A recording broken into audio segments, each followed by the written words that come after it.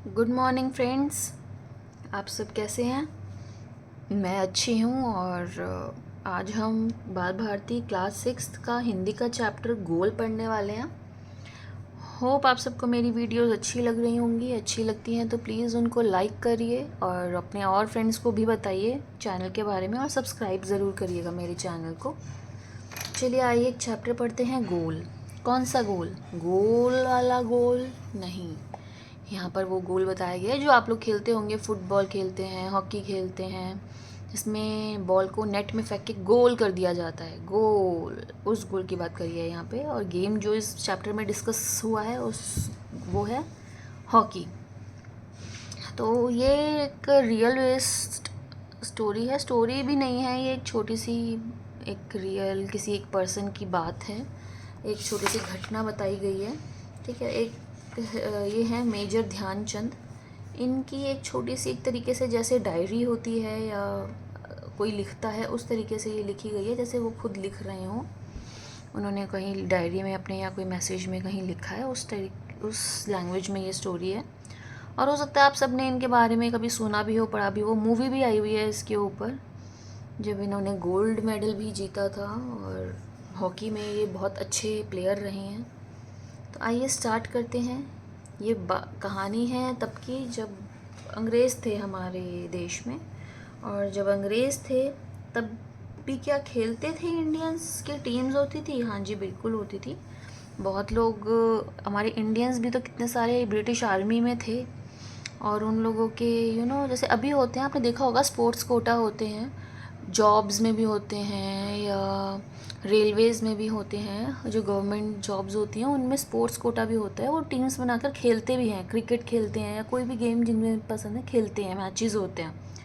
ऐसे ही तब British army में जो इंडियंस भी थे उनकी अपनी टीम होती थी, अलग उनकी अलग अलग जगहों की, जैसे जगह से, जैसे यहाँ पे पंजाब की बताई गई है। पंजाब की जो उधर थी, पंजाब रेजिमेंट नाम से थे और खेला करते थे। तो वो लोग भी मैचेस होते थे, खेलते थे। तो आइए स्टार्ट करते हैं। खेल के मैदान में धक्का मुक्की और नोक झोंक की घटनाएं होती रहती हैं। खेल में तो यह सब चलता ही है। जिन दिनों हम खेला करते थे उन दिनों भी यह सब चलता था कि खेल में कभी किसी ने किसी को धक्का मार दिया, कोई झगड़ा हो गया, किसी ने कुछ कह दिया, ये सब तो होता रहता है और ये सब तो चलता ही रहता है हर गेम में। ये उन दिनों की बात है जिन दिनों ये सब होता था। कब? ईयर 1933 की बात है। उन दिनों में मैं कौन? ये ध्यानचंद जी पंजाब रेजिमेंट की ओर से खेला करते थे। एक दिन पंजाब रेजिमेंट और सैम्पर्स एंड माइनर्स टीम, ये ब्रिटिशर्स की कोई टीम थी जिसका नाम है, के बीच में मुकाबला हो रहा था, मैच था। माइनर्स टीम के खिलाड़ी मुझसे गेंद छीनने की कोशिश करते, दूसरी टीम के जो प्लेयर्स थे वो गेंद लेने की कोशिश करते थे, लेकिन उनकी हर कोशिश बेकार हो जाती थी। इतने में एक खिलाड़ी ने गुस्से में आकर हॉकी स्टिक से मेरे सिर पे मार दिया। मुझे मैदान से बाहर ले जाया गया।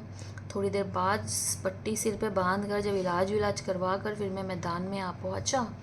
आते ही मैंने उस खिलाड़ी की पीठ पर हाथ रख कर कहा, क्या कहा कि तुम चिंता मत करो, इसका बदला मैं ज़रूर लूँगा। कैसे लूँगा देखेंगे आगे।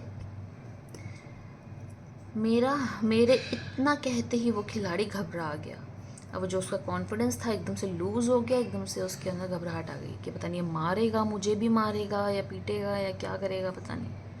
अब हर समय मुझे ही देखता रहता कि मैं कब उसके सिर पर हॉकी स्टिक मारने वाला हूँ।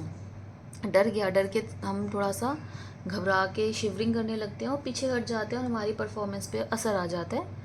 वही उसके साथ हुआ, उसकी परफॉर्मेंस पे असर आ गया, वो बेचारा खेल ही नहीं ढंग से पाया।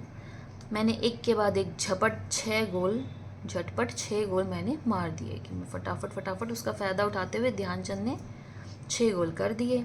खेल ख़त्म होने के बाद मैंने फिर उस खिलाड़ी की पीठ थपथपाई और कहा, दोस्त खेल में इतना गुस्सा अच्छा नहीं, मैंने तो अपना बदला ले ही लिया है कि इतना गुस्सा नहीं करना चाहिए हमें खेल में, ये तो खेल है, हम खेल रहे हैं बस, ठीक है, इन्जॉयमेंट के लिए है, इतना गुस्सा करना सही बात नहीं है। मैंने अपना बदला ले लिया। उसने कैसे लिया अपना बदला? मार कर नहीं लिया, उसने उसका फ़ायदा उठाया, उसका कॉन्फिडेंस लूज़ हो गया, जिसका फ़ायदा उठाते हुए उसने 6 गोल कर दिए और बदला ले लिया। वह खिलाड़ी एक सेकेंड, हम यहाँ नहीं थे, हम यहाँ थे, हाँ। अगर तुम मुझे हॉकी नहीं मारते तो शायद मैं तुम्हें 2 ही गोल में हराता। अगर तुमने हॉकी नहीं मारी होती तो तुम भी इतना अच्छा प्ले कर रहे होते, मैं तुम्हें ज़्यादा गोल नहीं कर पाता, ज़्यादा अच्छे से नहीं हरा पाता, 2 ही गोल से हरा पाता। वह खिलाड़ी सचमुच बड़ा शर्मिंदा हुआ। ये सुन के उसको सच में उसने बहुत गिल्टी फील किया उस प्लेयर ने। तो देखा आपने मेरा बदला लेने का ढंग, देखा कैसे बदला लिया। अब आजकल हम बच्चे क्या करते हैं, उसने मुझे मारा, उसकी तो मैं देख लूँगा उसको, कल उसको 1 मारा तो उसको 2 पड़ेंगे, 4 पड़ेंगे, या अपने साथी को लेके जाएंगे और पीटाएंगे उसको। ये नहीं होता तरीका। हमें इस तरीके से दूसरे को उसकी गलती का रियलाइज़ करवाना है कि वो आगे से ना करे। हम भी सेम चीज़ करेंगे तो उसमें और हमें तो कोई फ़र्क ही नहीं रह जाएगा, है ना। सच मानो बुरा काम करने वाला आदमी हर समय इस बात से डरता रहता है कि उसके साथ भी बुरा ही किया जाएगी, बुराई की जाएगी। जो कोई बुरा करता है ना, उसको पता होता है कि मैंने गलत किया है या बुरा किया है अंदर ही अंदर, तो कहीं ना कहीं उसको डर होता है कि कहीं मेरे साथ भी, क्योंकि बुरा काम हमेशा हर काम लौट कर आता है। अच्छा भी लौट कर आता है, बुरा भी लौट कर आता है। आप अच्छा करोगे आपके साथ अच्छा होगा, बुरा करोगे तो बुरा कर होगा। तो वो कहीं ना कहीं हर इंसान डरता है जो बुरा करता है, तो कि मेरे साथ क्या बुरा हो जाएगा पता नहीं। आज मैं जहाँ भी जाता हूँ, बच्चे व बूढ़े मुझे घेर लेते हैं और मुझसे मेरी सफलता का राज जानने लगते हैं। अब वो इतना फेमस हो चुका है इस टाइम पे कि सब उसके प्रेज़ में, जैसे आज कहीं धोनी चला जाए या विराट कोहली आप सबका फेवरेट चला जाए तो सब उसको घेर लेते हैं, बच्चे बूढ़े उसे पूछते हैं कि आप इतना सक्सेस कैसे हुए, क्या राज है इसका। मेरे पास सफलता का कोई गुरु मंत्र तो है नहीं। उसके पास भाई उसकी सक्सेस का कोई ऐसा थोड़ी ना कोई जादू है या कोई मंत्र है, ये बोलोगे तो हो जाएगा। ये सिर्फ कैसे आती है सक्सेस, हमेशा प्रैक्टिस से आती है। हर किसी से यही कहता कि लगन, मतलब पूरे पैशन, पूरी साधना, पूरा ध्यान पूरा उसी में होना चाहिए, कॉन्फिडेंस में, और खेल की भावना ही सफलता की सबसे बड़ा मंत्र है। कि हम डेली प्रैक्टिस करते रहें, हमारे अंदर खेलने की चाह हो, पैशन हो, लगन हो, पूरा ध्यान हम उसी में लगा के, ये नहीं हम काम एक कर रहे हैं, ध्यान ज़्यादा दूसरी तरफ है तो नहीं हम खेल पाएंगे। हमारी पूरी कंसंट्रेशन होनी चाहिए। मेरा जन्म सन 1904 में प्रयाग में एक साधारण परिवार में हुआ था। ये अपनी बारे में बता रहे हैं कि वो पैदा हुआ था 1904 में, प्रयाग जगह का नाम है। उसमें एक नॉर्मल सा परिवार में हुआ। बाद में हम झांसी आकर बस गए, बाद में वो लोग शिफ्ट हो गए झांसी में। झांसी भी जगह का नाम है। 16 साल की उम्र में मैं फर्स्ट ब्राह्मण रेजिमेंट में एक साधारण सिपाही के रूप में भर्ती हो गया था। सबसे पहले जब मैं 16 साल का था तो एक ब्राह्मण रेजिमेंट पहला बना था, जिसमें मैं एक सोल्जर की तरह मैंने एडमिशन ले लिया था। मेरी रेजिमेंट का हॉकी खेल में काफ़ी नाम था। उस रेजिमेंट वो बहुत फेमस थी हॉकी में, पर खेल में मेरी कोई दिलचस्पी नहीं थी। इसका उस टाइम हॉकी में कोई इंटरेस्ट नहीं था। उस समय हमारी रेजिमेंट के सूबेदार हेड उस टाइम उनके टीम के सूबेदार कौन थे, मेजर तिवारी थे। वे बार बार मुझे हॉकी खेलने के लिए कहते थे। हमारी छावनी होता है, टेंट वगैरह लगाते हैं सोल्जर्स, जहाँ वो लोग रेस्ट करते हैं, रहते हैं। जैसे कहीं गए हैं वो बॉर्डर पे, वहाँ कहाँ रहेंगे, वहाँ तो कुछ होता नहीं है उनके हेडक्वार्टर्स या उनका हाउस वगैरह, तो वहाँ पर वो लोग वहाँ टेंट हाउस टाइप लगा लेते हैं, उसको छावनी कहा जाता है। तो हमारी छावनी में हॉकी खेलने का कोई निश्चित समय नहीं था, तो उनका कोई पर्टिकुलर टाइम नहीं था खेलने का। जब जितने भी सैनिक थे, उनका जब चाहे मैदान में चले जाते थे और प्रैक्टिस शुरू कर देते थे।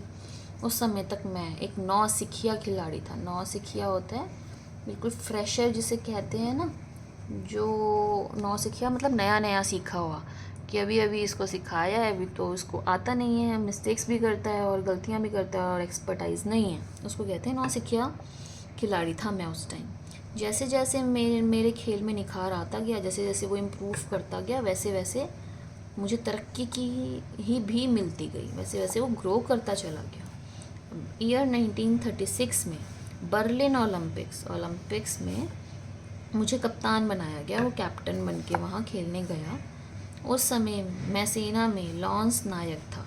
लॉन्स नायक भी एक उपाधि, एक पद्धति का नाम है। मतलब जो सोल्जर्स होते हैं, पुलिस में भी आपने देखा होगा एक डेजिग्नेशंस होती हैं सबकी, ये हवलदार चपरासी है, पुलिस है, या आईपीएस है, ये एसएचओ है ना, ऐसी तरीके से सोल्जर्स में भी होती हैं।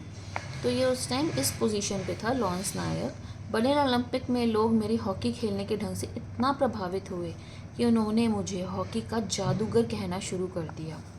उस टाइम सब लोगों उसको देखा कि उसके खेलने के तरीके से सब इतना इम्प्रेस हो गए उससे, पूरी दुनिया के लोग थे वहाँ पर, कि सब लोगों ने उसका नाम क्या रख दिया, हॉकी का जादूगर कहना शुरू कर दिया उसको।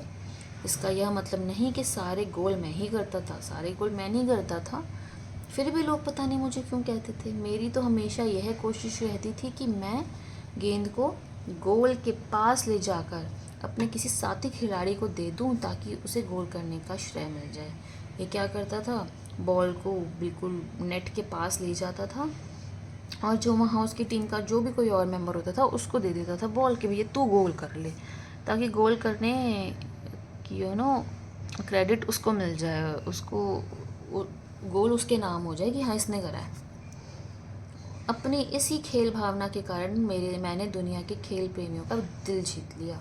क्योंकि क्या है, ये एक दया है, ये एक भाई अपना छोड़ के दूसरे को तुम गोल दे रहे हो, तो ये क्या है, ये सेल्फिशनेस नहीं है, ये एक अच्छा एग्जाम्पल उसने सेट करा। ये उसकी खेल की भावना देखकर जो और लोग खिलाड़ी थे, पूरी दुनिया के जो खिलाड़ी थे, उनमें उसने प्यार जगा लिया, उनका दिल जीत लिया। बर्लिन ओलंपिक्स में हमें स्वर्ण पदक इज़ गोल्ड मेडल उसने ओलंपिक्स में उनको मिला। खेलते समय मैं हमेशा इस बात का ध्यान रखता था कि हार या जीत मेरी नहीं बल्कि पूरे देश की है, क्योंकि वो एज अ टीम खेलता था, सिर्फ अपने लिए नहीं खेलता था कि मुझे अपने गोल बनाने हैं, मुझे मैन ऑफ द मैच बनना है या मुझे सारा क्रेडिट लेना है। नहीं, उसको ये होता था कि मुझे अपनी टीम को जिताना है। हम पूरी टीम, एक इंडिया की टीम है, एक इंडिया को रिप्रेजेंट करनी है, तो हमें पूरे देश को जिताना है, ये मेरे अंदर हमेशा रहता था। तो ये थे मेजर ध्यानचंद, जो कि हॉकी प्लेयर भी रहे हैं, बहुत अच्छे और बहुत फेमस। उनकी लिखी एक छोटी सी उनकी लाइफ पे स्टोरी। होप आप सबको समझ आई होगी, अच्छी लगी होगी। इस पर मूवी वगैरह भी हैं, आप देख सकते हैं। तो कोई डाउट है तो प्लीज़ मुझसे कमेंट बॉक्स में पूछिएगा। आगे इसके क्वेश्चन आंसर्स आप लोग अटेम्प्ट कर सकते हैं, और उसमें कोई डाउट है तो वो भी मुझसे कमेंट बॉक्स में with page number, question number and part number पूछ सकते हैं। I will answer you that with in 24 hours. Thank you so much guys.